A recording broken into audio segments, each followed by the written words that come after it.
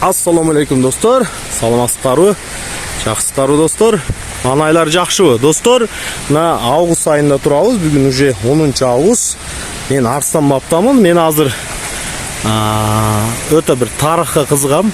Ошол Арсланбаптын негизделишинде Арсланбап атанын ролу өтө чоң.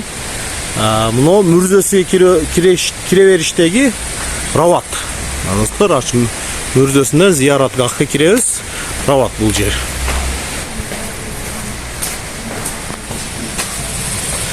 Мына достор, ушул сиздер көрүп турган имарат Арсланбап атанын макбарасы. Бул жерге келип элдер Арсланбап атанын ошо акына Куран окуп, тилават кылып, рухуна дуа кылып кетет достор. Бул адам ушул Арсланбаптын негизделишинде, жалпы эле Арсланбап айылынын негизделип түптөлүшүндө рол ойногон багбанчы адам болгон, динчил, суфистик таалыматтын таратуучуларынан. Бул жерде мына Арсланбап ата мүрзөсү ушул жер достор, кабыр ушул жерге коюлган.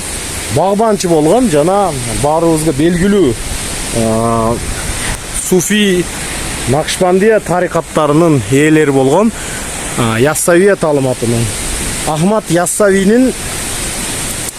Яссавинин шагирттеринен бири болгон же устазы деп келет.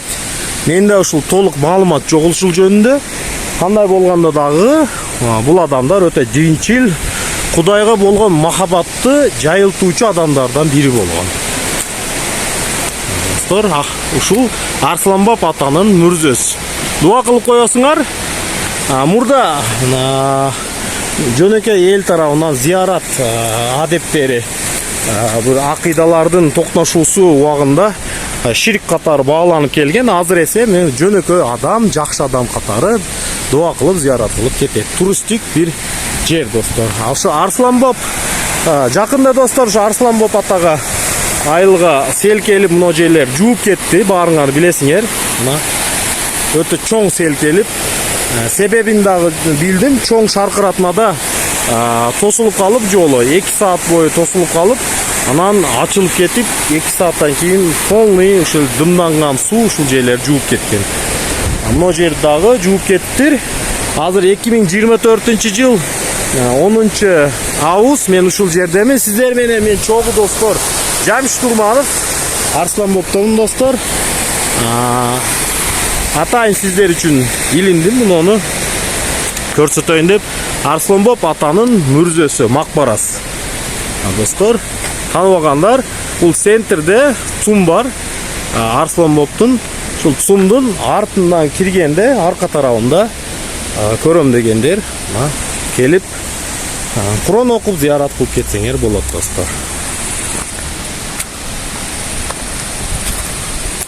Жакшы адам катары макбарасы бар. Жакшы адам катары мына Куран окуп, тилават кылып, рухуна Аллах Таалам рахмат кылган адамдардан бири болсун. Сиздер үчүн атайын достор, аба өтө таза. Таза абадан сиздерге улашкым келди. Арсланбап айылы, Базар Коргон району, Жалал Абад облусу, Арсланбап рекреацион зонасы достор.